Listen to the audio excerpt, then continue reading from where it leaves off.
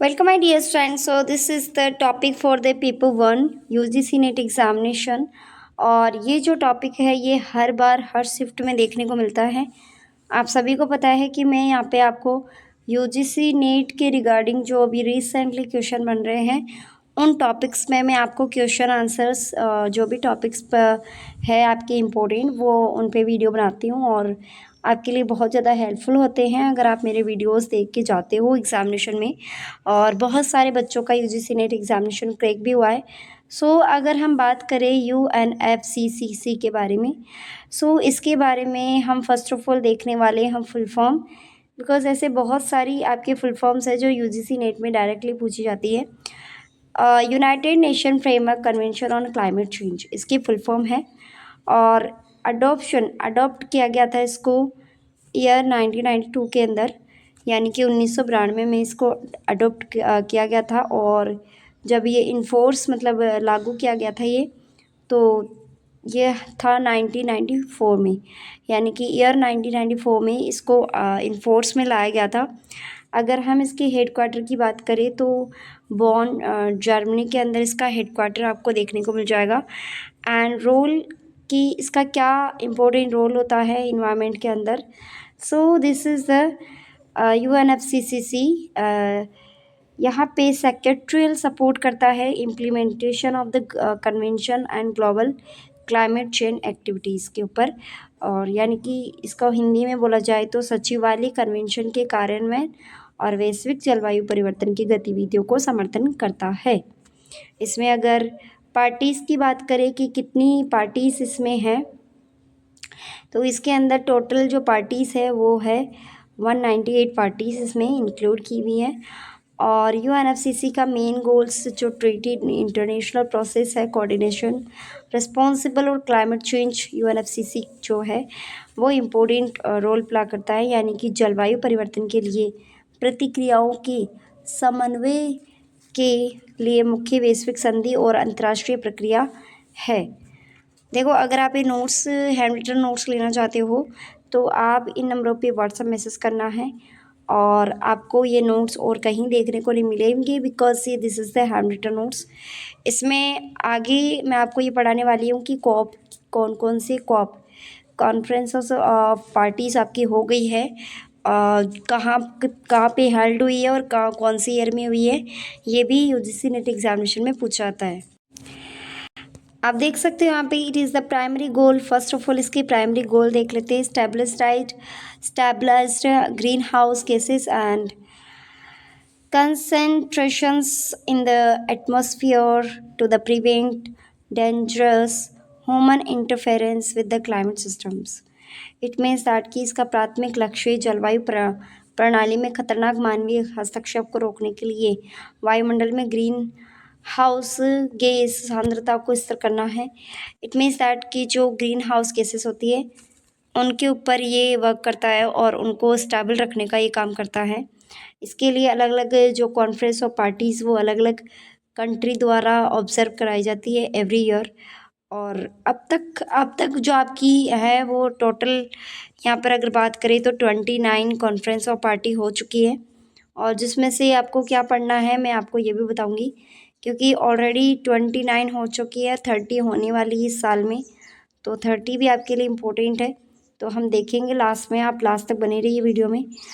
UNFCCC जैसे कि मैंने बताया कि this is the Kyoto protocol और पेरिस एग्रीमेंट का एक ट्रीटी है, पेरेंट ट्रीटी है ये, यानी कि इन मूल संधि है ये दो प्रकार की, जिसमें पेरिस एग्रीमेंट आ जाता है और क्योटो प्रोटोकॉल आ जाता है।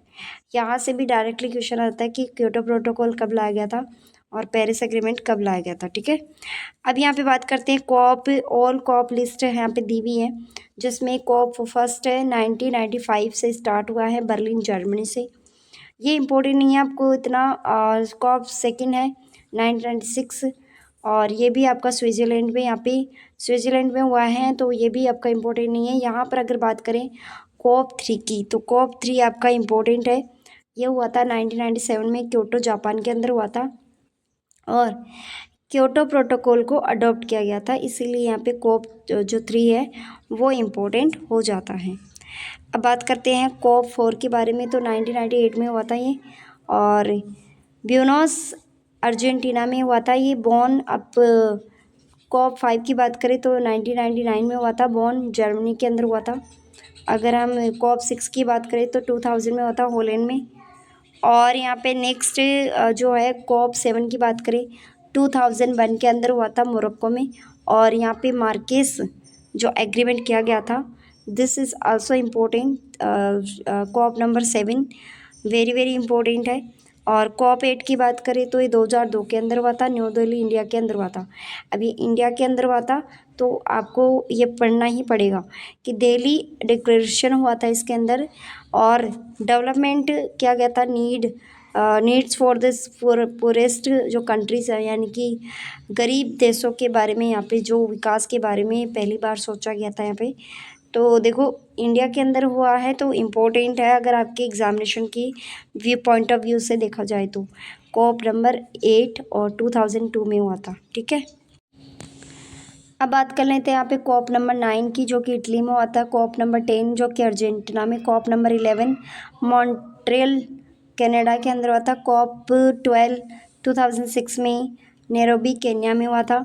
अब कॉप नंबर 13 है 2007 में हुआ था, जो कि बाली इंडोनेशिया में।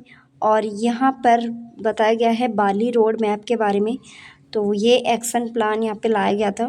सो this is the important for COP 30 number, ये आपके लिए इम्पोर्टेंट। कॉप 14 की बात करें 2008 में तो पोलैंड में हुआ था। ये अडॉप्ट किया गया था under the Kyoto protocol. Fund इसके अंदर अडॉप्ट किया गया था, अडेप्टेशन किया गया था। नेक्स्ट यहाँ पे जो है पोजनान जो स्ट्रैटेजिक प्रोग्राम है ऑन टेक्नोलॉजी ट्रांसफ़र, ये भी यहाँ पे लाया गया था।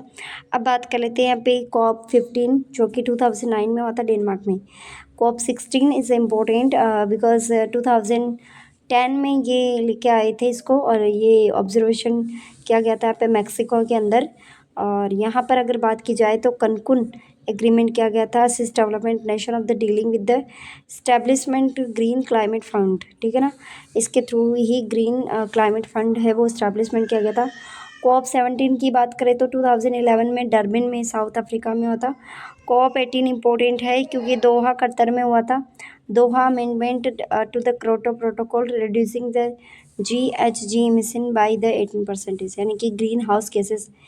अब ग्रीन हाउस केसेस का भी एक क्वेश्चन बनता है, तो आपको ये भी पता होना चाहिए कि ग्रीन हाउस केसेस कौन कौन सी होती हैं।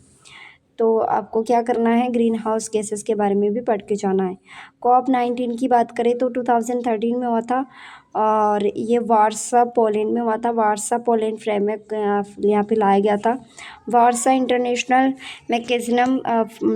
Mechanism for this loss and damages. And COP 20 यहाँ पे 2014 में पेरू में लाया गया था। अगर हम बात करें तो यहाँ पे कॉप 21 के बारे में, जो कि 2015 में हुआ था पेरिस फ्रांस में, और यहाँ पे पेरिस एग्रीमेंट हुआ था। टारगेट रखा गया था कि बिलो कर दिया जाए 2 डिग्री सेल्सियस को टेम्परेचर को।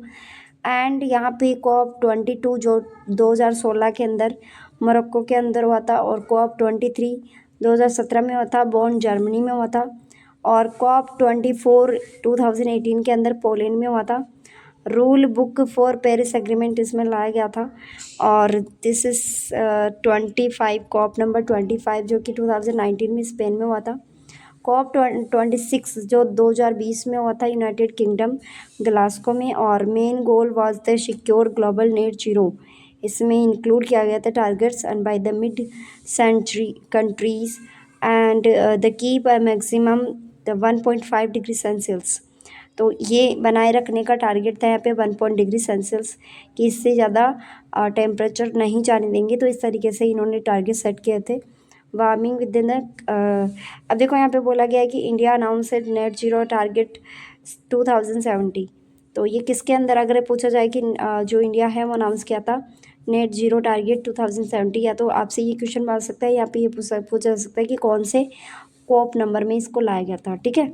और बात कर लेते हैं कॉप 27 के बारे में, और इसके कुछ टारगेट्स देख लेते हैं, जो कि 2022 में हुआ था ये इजिप्ट में। और कॉप 27 की बात करें तो 2022 में इजिप्ट में, और ये डैमेज लॉस के लिए फंड के लिए लेके आए थे इसको। और USD 60.1 जो BN है प्लान कर किया गया था, और G7 लेड करा था ग्लोबल सील्ड फाइनेंशियल फैसिलिटीज़ अमेर और अफ्रीकन कार्बन मार्केट इनिशिएटिव लाया गया था इसमें। Action for the water adaptation of the realisation, और इंडिया है कि long term low emission development strategy पे काम करा था। तो इस तरीके से यहाँ पे हर साल कॉप को ऑब्जर्वेशन यहाँ पे ऑब्ज़र्व किया जाता है। और बात करें तो कॉप पे जितने भी कॉप होते हैं उनके कुछ टारगेट्स होते हैं, और ये जो मैंने बताया अभी जो इम्पोर्टेंट टारगेट है आपको याद करके जाना है इम्पोर्टेंट कॉप्स में। और जो कॉप 28 है उसकी बात करें तो 2023 में हुआ था दुबई UAE में, और reach 11,000 gigawatt of RC by 2030, और 66 nation of the cut cooling emissions 68% 2050, और triple full form. Next is the COP 29 2024 में हुआ था बेकू अज़रबैजान में। Establishment the new climate financial goal and financial to developing countries from this 100 billion to 300 billion per year by 2035। COP अगर 30 की बात करें तो अभी ऑब्ज़र्व होगा 2025 के अंदर बेलम ब्राज़ील के अंदर। और अगर बात करें हम यहाँ पे थीम क्या है इसकी, तो transitions from this climate pledge to action and implement, और कुछ एरियाज़ है जो कि यहाँ पे फोकसिंग किया जाएगा, जैसे energy industry, transport, forest, oceans, and यहाँ पे biodiversity, agriculture and water. Thank you so much my all dear friends, और यहाँ पे जो भी स्टूडेंट्स हैं अपनी तैयारी कर रहे हैं, सो ये वीडियो ज़्यादा से ज़्यादा शेयर कीजिए, और नोट्स लेना चाहते हो तो व्हाट्सएप मैसेज कीजिए। थैंक यू सो मच, मिलते हैं नेक्स्ट क्लास में।